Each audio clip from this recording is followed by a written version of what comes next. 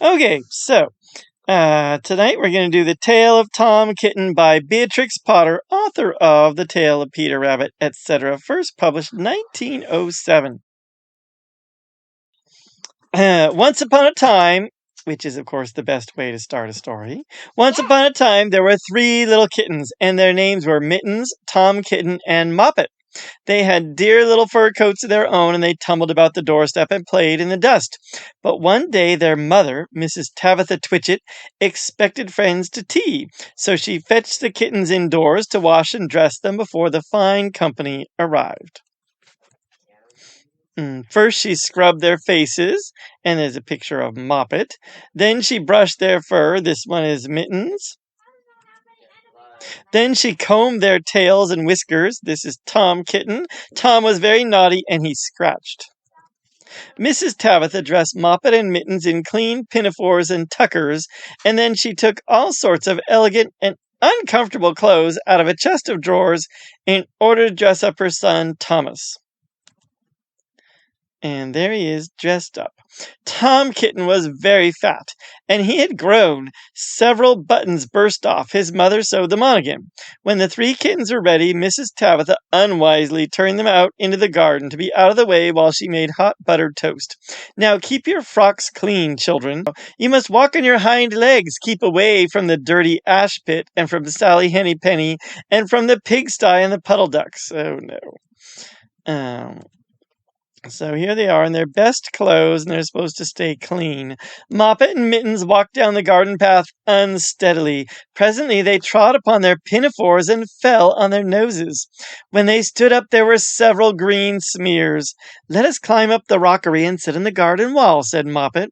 They turned their pinafores back to front and went up with a skip and a jump. Moppet's white tucker fell down into the road. I don't really know what a pinafore is, but I guess something you can turn back to front. There's Tom Kitten looking a little bedraggled already. Tom Kitten was quite unable to jump when walking upon his hind legs in trousers. Because why would rabbits wear trousers anyhow? No, he's a cat. Oh, no, he's a kitten, that's right. Peter's a rabbit. He's a kitten. He came up the rockery by degrees, breaking the ferns and shedding buttons right and left. He was all in pieces when he reached the top of the wall. Moppet and Mittens tried to pull him together. His hat fell off and the rest of his buttons burst. While they were in difficulties, there was a pit-pat, paddle-pat, and the 3 puddle ducks came along the hard, high road, marching one behind the other, and doing the goose step, pit-pat, paddle-pat, pit-pat, waddle-pat. They stopped and stood in a row and stared up at the kittens. They had very small eyes and looked surprised. What do you think, Mr. Bear? Then the 2 duck birds, Rebecca and Jemima Puddle Duck, picked up the hat and tucker and put them on. Mittens laughed so that she fell off the wall. Moppet and Tom descended after her. The pinafores and all the rest of Tom's clothes came off on the way down. "Come, Mr. Drake Puddle Duck," said Moppet. "Come and help us to dress him. Come and button up Tom." Mr. Drake Puddle Duck advanced in a slow, sideways manner and picked up the various articles, but he put them on himself. They fitted him even worse than Tom Kitten. "It's a very fine morning," said Mr. Drake Puddle Duck. And he and Jemima and Rebecca Puddle Duck set off up the road, keeping step, pit-pat, paddle-pat, pit-pat, waddle-pat. Then Tabitha Twitchit came down the garden and found her kittens on the wall with no clothes on. Imagine kittens with no clothes on.